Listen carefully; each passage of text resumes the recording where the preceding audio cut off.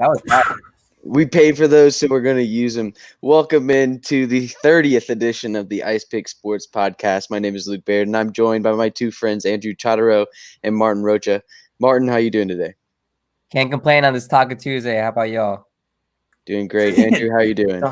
Taco Tuesday, bro. I'm happy this is our 30th episode. That's super sick to think about. That's awesome.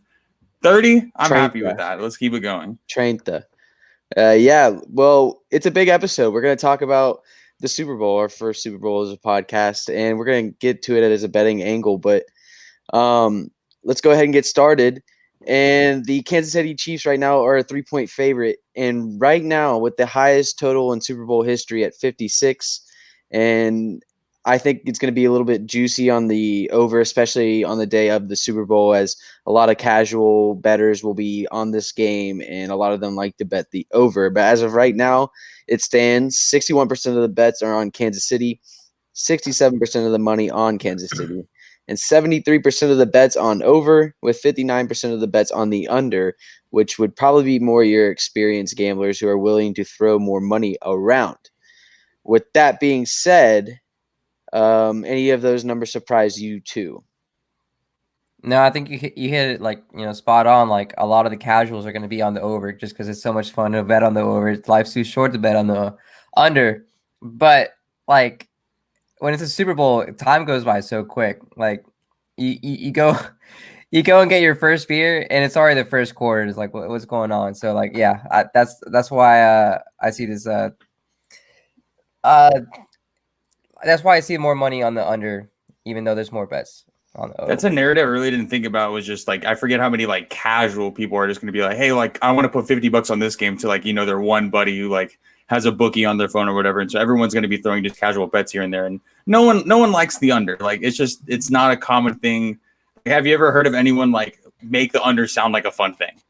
No, it's just non-existent. So a lot of people are going to be all over that, I think. Well, another reason for that is Super Bowls generally tend to just have more people betting over, and with Tom Brady and Patrick Mahomes headlining the Super Bowl, it's going to even cause more people to do it. But before we start looking towards the game on Sunday, let's go ahead and take a blast to the past and revisit Week 12, which the Chiefs ended up winning 27-24 over the Tampa Bay Buccaneers. Patrick Mahomes seemed like he could throw for 800 yards after the first quarter. The Chiefs ended up the first quarter ended with the Chiefs up 17-0. I wrote that completely wrong. After that, it was almost like the Chiefs were almost on a little bit of a cruise control, and which is almost like the reason the Chiefs only finished with 27 points. It seemed the whole game like they were just running the ball to kill time and not going for the big shot like they did in the first quarter. And Patrick Mahomes still ended the game 39-46 for a combined 490 yards and 3 touchdowns. Carlton Davis, he was targeted 15 times on the Buccaneers. He's a defensive back. He's not a wide receiver. He allowed 12 catches for 263 yards and 3 touchdowns. Now, is that likely to happen again? Probably not, because Davis has played extremely well as of late. But most of that on Week 12 was at the hands of Tyreek Hill, who has that unique sudden burst of acceleration with the top-end speed that's unmatched like we've pretty much ever seen in this game before. Only just a handful of people at most can really say that they're as fast as Tyreek Hill, especially on the offensive end. So, is that more of a game plan, or is that just a complete mismatch for Carlton Davis? But Tyreek Hill finished that game with 13 catches, 269 yards, and the 3 touchdowns. And Travis Kelce ended up with 8 catches for 82 yards. So, I mean, obviously the Chiefs didn't have many yards on offense running the ball. They struggled. The Tampa Bay Buccaneers, throughout the whole year, they were really great at stopping the run. But Brady still finished with 345 yards and 3 touchdowns. He still got his. It was just really after the first quarter and mostly in the second half where the Bucs offense really started to come alive, which made this a closer game than really made it closer on the scoreboard than really what it was. But Brady really finished with 2 interceptions as well that were just really costly in the game when the Bucs were trying to make that comeback. And it's something to pay attention to, because the Chiefs have been really good at causing turnovers on defense, and Brady had 3 interceptions in the NFC Championship game. So with that being said, I want to get y'all's thoughts on what who you think will be winning this game. And Andrew, let's start with you. I have to take the Buccaneers. I don't think the Chiefs are going to repeat, man. I think Tom's going to get his 7th ring. I don't know what I want more. Do I want young GOAT to just come out here and just start just destroying the league and like maybe go for a 3rd one next year and just actually just start his career just on an absolute just mountaintop right now? Or do I want Tom Brady to be like, yeah, I have more Super Bowls than the Pittsburgh Steelers and so many other every other fucking team in the NFL? Like, I hate it. I mean, I say that because the Pittsburgh Steelers have the most Super Bowls tied with the Patriots. I have to say that. But if he gets a 7th ring, bro, like he shits on every fuck. Dude, it's not fuck everyone, it's fuck every team. Like he literally would. Yeah, I don't know what I'm rooting against 2 like villains in my eyes. Like they're both amazing, and it's just he would be the only. It's a tough one. He'd be the only professional athlete in American sports to have more championships than any other team in the league, than any team in the league at that. And you make a good point. Is it future GOAT versus the GOAT right now? And I believe Exactly. so. I'm more on the future GOAT bandwagon, but Martin, I want to get your thoughts on this game. Yeah, so I'm kind of on the same boat as Andrew. Yeah, I like the Bucs here, but I'm torn too. Like again, like I really don't want to see Brady having 7 Super Bowls, but if he's making me money, I can't complain.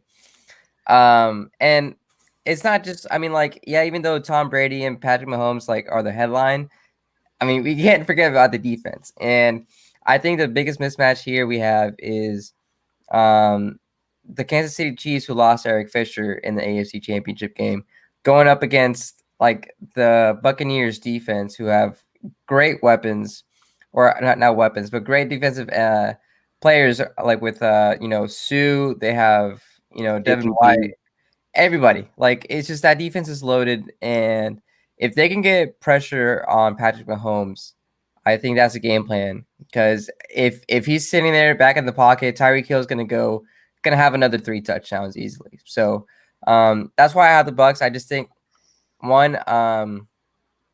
their defense can hold it together better than Kansas City can. So.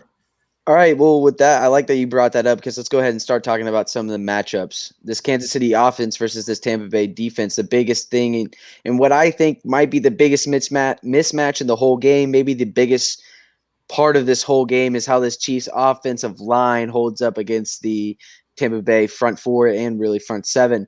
The Chiefs will be starting all backups on Sunday for the first time all year. Like you mentioned, Eric Fisher went out with a Achilles injury in the AFC Championship game, and their starting center has COVID or contact trace or something like that, and he can't play on Sunday. So they will be starting all backups. Both tackles are not playing their normal position. Their left tackle hasn't played left tackle since 2016. Their right tackle was signed as a guard. The Bucs front 4 has created havoc, especially in this past couple of months. You have Jason Pierre-Paul that's playing like in his prime, Giants type Jason Pierre-Paul. Mm-hmm. You have Ndamukong Suh who's playing great. Vita Vea, who's one of the best interior defensive linemen in the league. And on the other side of JPP is Shaq Barrett, who's been absolutely dominant all year long as well. Plus, when you couple that with Devin White and Levante David on the inside linebackers, they're built to stop the run, but they can also get after the passer really well. And with this mismatch, if this offensive line comes to play, I mean, for the Chiefs, it kind of, hats off to the Chiefs coaching staff because I don't think many people are expecting this Chiefs offensive line to hold up very well, but at the same time, you have a great quarterback that evades pressure and, is one of the best quarterbacks against pressure. But at this, this also mismatch, as I mentioned before, Carlton Davis and Tyreek Hill. Tyreek Hill had most of his 269 yards and 3 touchdowns and 13 catches on Carlton Davis, who has played very well, especially against, who was it? Terry McLaurin in the first round of the playoffs and Michael Thomas in the second round of the playoffs. And, Devontae Adams still did pretty decent, but he wasn't the normal Devontae Adams. So Carlton Davis has played well, but what do you all think about this offensive line? I mean, I know we just talked about it, but Andrew, do you think that this offensive line or this defensive line rather for the Buccaneers can blow this whole thing up for the Chiefs? Yeah, bro, that's insane to think about. Having your entire offensive line just be purely made up of backups, like I mean, regardless, that's a scary situation. I don't care how strong like Patrick Mahomes' mental game is, he's gonna be thinking about that at least a little bit during the game. Like that's gonna fuck him up a little bit, I think. That's huge. I think that plays a huge factor, obviously, with the level of confidence everyone's head's gonna be at when they I mean, if everyone can get their head straight and have high confidence with all backups being played at like the offensive line position, then I mean, that's one thing, but I feel like all in all, like in the Super Bowl, like it's your first time playing with a different group of guys. Like it's gonna be weird, and there's gonna be mistakes that are gonna happen quick. Right. I've seen people mention that this might be the worst offensive line in Super Bowl history. That could be. It's crazy because I've actually heard that about the Pittsburgh Steelers when they won versus the Seattle Seahawks, and they pulled it off. But like, I don't think like this offensive line stands a chance. Yeah, it'll be interesting. We saw what happened last, or what would have been 2 weekends ago, when the Packers were down their starting left tackle and David Bakhtiari, and Shaq Barrett really ate him up. I think the Bucs had 4 sacks, maybe more than that, but they were getting after Aaron Rodgers all NFC Championship game. But Martin, you want to talk about this Tampa Bay offense versus this Kansas City defense? Yeah, I mean, Kansas City's defense is pretty much built to go, stop the pass. Because I mean, I think going into like the season, they thought like, hey, like we just need to score more points than the other team. I mean, duh. But like, if we can stop the pass and like have Patrick Mahomes do what he does best, they think they have a best chance. They don't want to like go into a shootout pretty much, and so since they can stop the pass very well, I think it's going to be their best matchup that they're going to have all season, playing against Evans, Godwin, and Antonio Brown again. And then they also have to go against Gronk, who knows, he can go off for another Super Bowl. But even then, they have Cameron Brate as the tight end. I thought the Kansas City defense wasn't going to be able to stop Stephon Diggs. They proved me wrong. They stopped Stephon Diggs last game, but now they have 3 wide receivers that can all get open at any time, and can all go like just go for a 50-yard touchdown easily. So yeah. What do y'all think? Definitely, Tampa Bay has a wide receiver core that is probably the best in the whole league. But it'll be interesting because, like you said, this Kansas City defense is built from the back end up. But they still have people like Frank Clark and Chris Jones on the front 7 who can get after the quarterback, and Tom Brady, who at this point in his career is just a statue. But Brady's been doing it all year long and all postseason long, evading pressure. He was one of the best quarterbacks to ever footwork within the pocket. So it'll be interesting to see. But I think the biggest key here is how Leonard Fournette does against this Kansas City defense, because we've seen Leonard Fournette kind of burst onto the scene in the NFL, at least this postseason, running the ball. We haven't seen him consistently do it in the regular season. There was games where he was healthy scratched or just only had a few carries here and there. But if Leonard Fournette can play and have that oomph, that enthusiasm that he's had this postseason run, then this is it's a more difficult task for the Chiefs than what they had to defend in Week 12, when really, Antonio Brown, I don't even know if he was playing very much. He had 2 catches for 11 yards. Ronald Jones had 9 carries. Leonard Fournette had 3 for 10. So, I mean, like I said, though, in the beginning, the Chiefs got out to that 17-0 start, which caused the Buccaneers to really just have to throw the ball the whole time. So if the Tampa Bay defense can get off the field a couple of times and allow the Tampa Bay offense to run more of their playbook and open, I think that'll be a huge thing for the Tampa Bay Buccaneers. Now, Andrew, you want to talk about this Fournette rushing prop?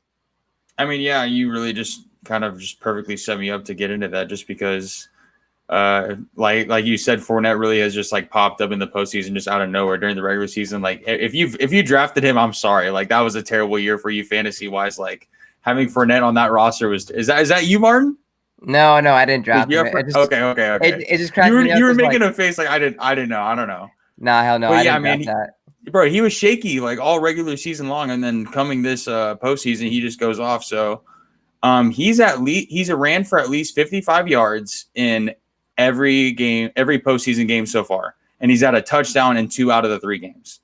So if you have the prop of having him to at least 55 rushing yards and a touchdown, both to occur, it's at plus 300. I think that is very nice with how, like you said, he's really just popped up in the postseason, and with everyone considering the fact that this might be the worst offensive line the Chiefs will display in Super Bowl history. So, I mean, put two and two together, it's not a bad play at all. Right, and I already liked the Leonard Fournette like touchdown prop to add more juice to it, and like just have him have 55 rushing yards. I like that play. I don't think it's that too out of reach, man. Yeah, it's not reach. It's not out of reach.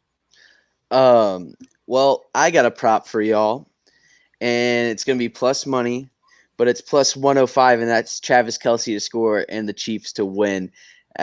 And I'm gonna go against the grain from y'all. I said in the beginning of the year that the Chiefs will go back to back, win it back to back. I'm a huge believer in Patrick Mahomes. He's the most fun quarterback I've ever watched. He's so easy to root for, but it's not just him. It's Tyreek Hill. That when you watch him play football, it's almost like unfair. He's like a created wide receiver that you would create for like your dynasty. We'll get into that dynasty player from NCAA, and it's just he's unfair. And Travis Kelce is the ultimate zone destroyer. So I just think it's going to be too much again for this Tampa Bay defense.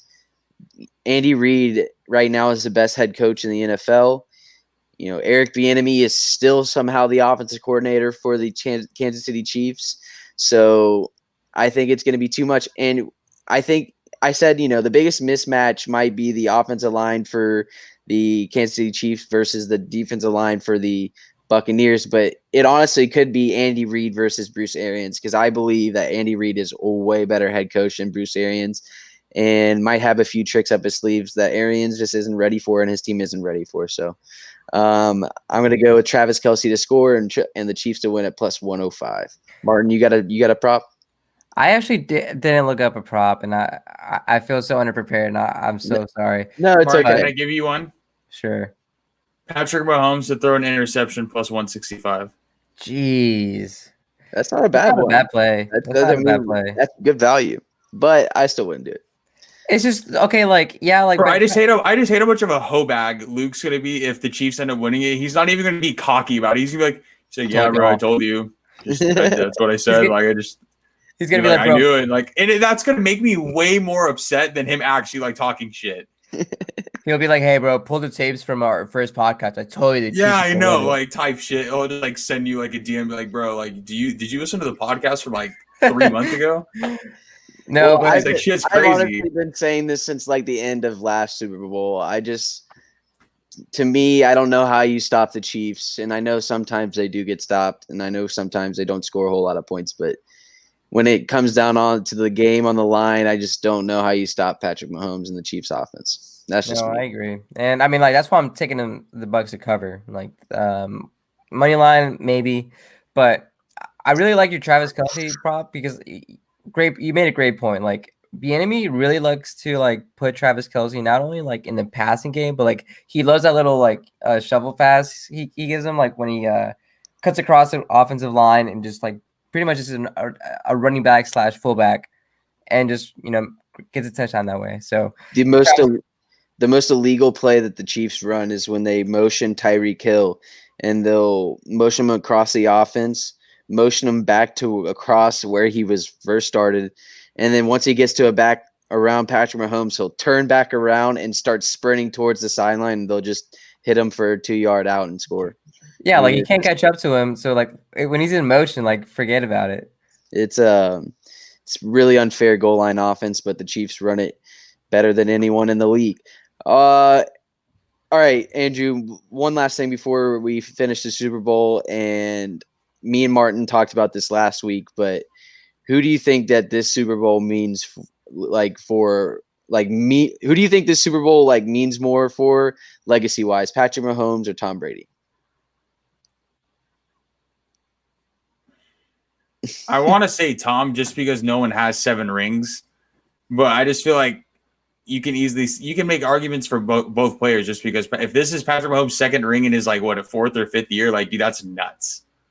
And he has that long ass contract with them, like he could easily get 2 or 3 more if he gets this one, just because of how stacked of a playoff teams that we had this year and everything. Like it was like if he can win this year, he can win a lot more years, honestly. And just with all the doubt I've had in him, I'm gonna say this means more to Patrick Mahomes. Tom Brady has 6 rings, and he won them all with one team.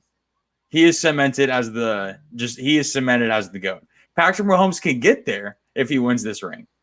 Right. I feel like if he wins this ring, he can get there. That was my whole point, because I think that the arc that Mahomes is on is he can get his, over a course of if he plays for 20 years, can get to that point. How important beating Tom Brady in a Super Bowl would mean to his legacy if they were ever to be compared against each other.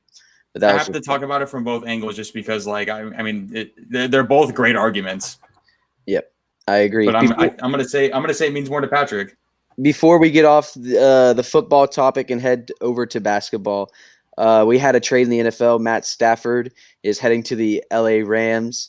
In return, Jared Goff is going to Detroit, and along with 2 first-round picks and a 3rd-round pick.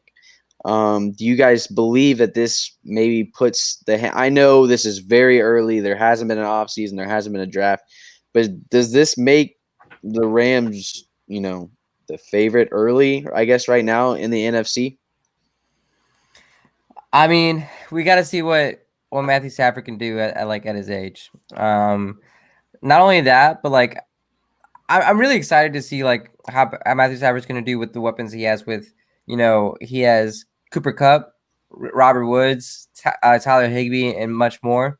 So I think they can really expand the offense. But it's just to me, it just feels weird that they gave up a lot of picks and assets to get Stafford, who's a lot older on the back end of his career, and instead of hanging on to Goff. But maybe they saw something in Stafford that Goff could never reach that potential or anything like that. But I think it's just this is the 3rd time the Rams have bought in. Hey, our championship window is 2 or 3 more years.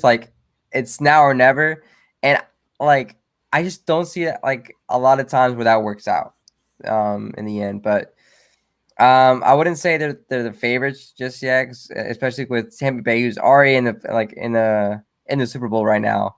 If they can hold on to their core, I think Tampa Bay could. It's still the team to be in the NFC, at least in my eyes. Andrew, what do you think about this trade? Dude, I think the Lions are still fucked. Obviously, the Lions are gonna. I think Jared Goff's a fucking fraud. I think he's a piece of shit quarterback. I think he's terrible.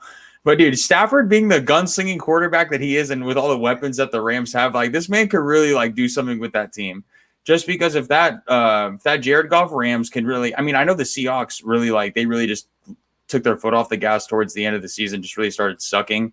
I know the Rams beat a slow Seahawks team, but if that team did beat a Seahawks team, what? Just imagine they can do healthy with a really good Matthew Stafford next season. That'd be fucking nuts. I'm looking forward to seeing them play. But I agree with you 100% with the Buccaneers just being the favorite again if they can keep that core. You know what's crazy is that Matthew Stafford's going to LA, and did y'all know that Clayton Kershaw and Matthew Stafford were teammates in baseball years ago? Isn't that crazy, bro? I fucking hate you more than anyone. Just wild. Dude, yeah. If I had $1 for every time I've heard anyone from ESPN tell me that, bro, yeah, God, I hate that more than anything. it's always talked about, and now they'll be best friends in the same city, which we'll hear all next year as well. But it is a pretty crazy trade. The Rams just seem allergic to drafting in the first round, but they have I guess they have a thing there where they don't like first round picks and they'd rather trade them for people that they think are proven commodities. But Matthew Stafford's never going to have a supporting cast really around him than he's ever had until this year, where he'll have some really good receivers and running backs to play with, a decent offensive line, a head coach that is investing in him. You know, if you can remember, Jared Goff was drafted by Jeff Fisher, not Sean McVay. So it's not technically wasn't his choice for quarterback, and this defense for the Rams as well. If they can stay mostly intact, then then you can expect them to be another top 10 defense again. So it'll be interesting to see what the Rams can do next year, especially in that division, which is one of the toughest in all of the NFL. And before we head to college basketball, let's talk a little college football. And NCAA football is coming back. That news kind of coming out this morning. What was y'all's reaction to that news? So excited. Bro, let's go. Let's do. Oh my god, I'm so excited. Right. Isn't it supposed to be like 2 to 3 years though? Probably so. That'll probably be when the NIL, which is then not what is it, the terms and likeness, or whatever. Yeah. Bill like the or players whatever. union and everything. Yeah, that's what they're expecting it to be ready, and done. But I think it can't come out until that goes through. I don't really know. Mm-hmm.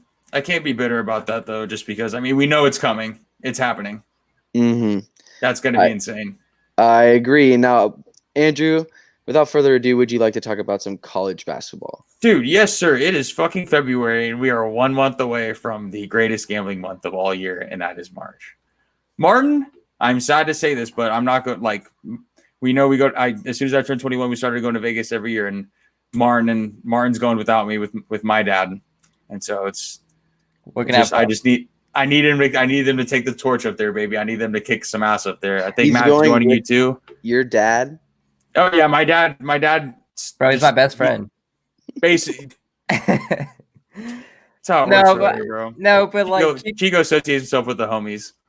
Yeah, I mean, we've grown up with Chico. He's pretty much one of the guys. He's one of the boys. So I mean, that's how he's always acted, man. He's the best. That's great. But yeah, dude, I've been loving basketball so much lately with all the fuck shit going on, just with people just getting screwed over and everything. It's just such a glorious thing to watch with this specific sport, but this fucking guy. But as of right now, what do you guys think as like who's your favorite? I need to know. It can be an easy one. It can be because there's a big point I'm going to make next on how you can pick Gonzaga, you can pick Baylor. Yeah, dude, that makes more than enough sense. Mine too. I think Baylor can be the worst NBA team. They look so good when they play, and then they're going against Big 12. Exactly. Big 12 talent every game instead of Western Athletic Conference talent every game. So they're going through the gauntlet now. They'll be ready for the NCAA tournament. Gonzaga, they played all their good teams early in the year, but then they get used to this softy schedule, and then we'll see them when they get to the tournament. I'm not sure they've ever won a national championship game, and that's probably a good reason as to why. It's just hard for them to get tuned up for the tournament. I'll just jump into this already just because we're talking about who you guys think, but that would if you would ask me a month ago, Iowa was my team. I would have swore that Iowa, and Luka Garza were just about to take it there. They just been the fun team to bet on recently, but for the past couple games, they just been a heartbreaker, losing to Indiana, just really blowing it, close games in just down the stretch and everything. I think they did get a win tonight finally, but I mean, I just don't think Iowa's really just going to pull it together, everything. But you think they'll be able to get some consistency and actually make a run coming March Madness? Who, Iowa? Yeah. I hope so, dude. I really like seeing Luka Garza play a lot. I guess I liked Iowa a lot too, and that's why we have a lot of bias when it comes to them. But I really hope they do. It's just the thing is, I mean, sort of like Baylor. I mean, they play in the Big Ten, so I mean, they not as big of a gauntlet as there is in the Big 12, but they still do go against great teams week in and week out. So hopefully they just need to start hot in the tournament, and who knows? It's March Madness. Anything can happen. Shit's Yeah. nuts, man. Iowa's an interesting case because we've seen them play really bad defense. We've seen them go cold on offense. But that's just kind of the whole way of playing big time college basketball. When you play in these conferences like the SEC, Big 12, ACC, and Big 10, there's going to be games where you have off nights, and that's going to sway people from, picking them in their bracket or whatever you want to say, because they'll remember back to that game and be like, oh, you remember when Iowa lost to, so and so? Remember when Northwestern beat Ohio State? I can't play, I can't pick Ohio, or something like that. Exactly. And so that's my thought right now, just because like I didn't want to pick Iowa as soon as they lost respectively to Gonzaga, just because I thought that was going to be a close game. I thought they were going to be able to keep up with the team that has the narrative like this is their year, like this is like Gonzaga's year or whatever. But as Gonzaga, as a Tennessee fan, we just lost to a horrible Ole Miss team. And it's like I'm now questioning if we even get past the first round, and if we play a team like Belmont, like a 4-12 seed type deal. And it's so I'm a little nervous right now, and like it's a tough situation. Of it is recency bias because Gonzaga is still a damn good team. Like, let's be honest, it sucks because that Baylor Gonzaga game earlier in the season got canceled because of COVID, and we haven't seen that yet. That's why, when like what you guys said, Baylor, like I just brought up Iowa and a couple other teams because Baylor's my front runner too. Obviously, I think they're an amazing team. I agree. Anything else with college basketball that you would like to talk about? Dude, yeah, with how great these teams are, it's okay to say Gonzaga or like Baylor or like even Villanova, but like Michigan and Houston, those 5 teams I just mentioned, those top 5 teams are 51, 23, and 1 at the spread. And if you take out Gonzaga, that's a record of 43 and 15 between 4 teams. That's fucking stupid. So it not only are like the top 10 teams in college basketball like winning just consistently and staying in the top 10 like pretty religiously, I would say right now, but they're winning respectively, like, and just when it comes to the record of the spread. So whenever you guys are coming to bet college basketball, like it's okay to bet on the top 10 teams because of how good they're like I said, 4 teams: Houston, Michigan, Baylor, and Villanova. Those 4 teams are 43 and 15 at the spread. That is absurd. I think that's a great point because a lot of times those spreads could be 16 and a half, 19 and a half, even 20 something points. And there's a lot of times those spreads are like, whoa, big time. Whoa. So that's why I took Gonzaga out of there because I wanted everyone to see like Vegas has been really good at catching like fuck shit spreads with Gonzaga. Like, for example, they were minus 27 and a half the other day, and I think they won by 26. And that's happened with multiple of their games. That's why they're 8-1. So Vegas has done a good job with keeping up with that number 1 team. But everyone else, they're letting them have it. Yeah. is 12-4. Dude, Houston's been my cash cow lately, dude. Like it's so much fun to watch them play, and then I also feel like their spreads sometimes can be a lot lower than like Gonzaga and Baylor and stuff. But like, so I really like Houston. I'm gonna be rooting for Houston like for the March Madness. Me too, man. Like, especially with Quentin Grimes just coming from the Woodlands and everything. Just you got to support the man, just and all his success, especially with like how shitty everything was going with him at Kansas and stuff. And he actually just got I think he's in the top 20 nominations for the Player of the Year award right now. So just any good juju that they can get right now, man. Like that'd be awesome if Houston could like make a good run in the Final Four and everything. Like that'd be sweet for UH, man. Hell, I'm sure most players across the country right now would rather be a part of that Houston program than this Kansas program that we've seen play lately, dropping 4 out of their last 5.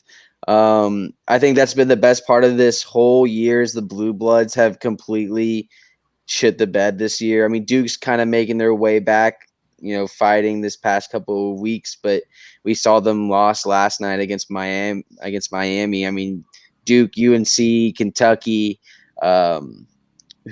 Kansas.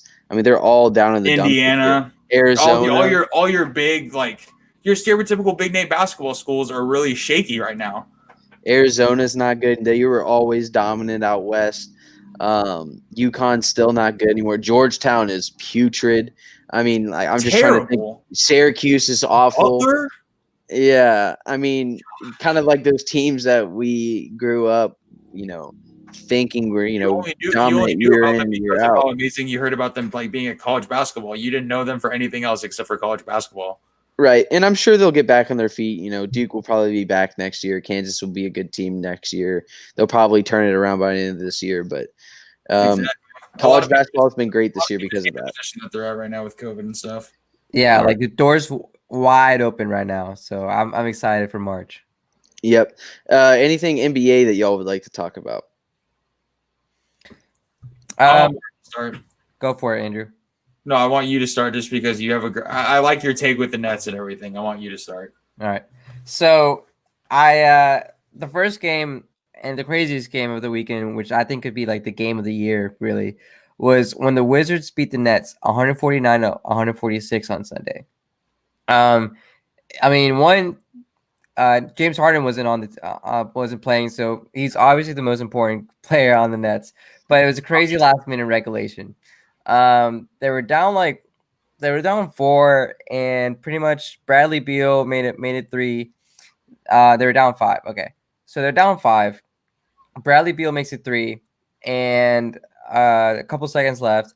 The inbound play was terrible. Russell Westbrook gets the ball. Joe Harris that threw in the pass.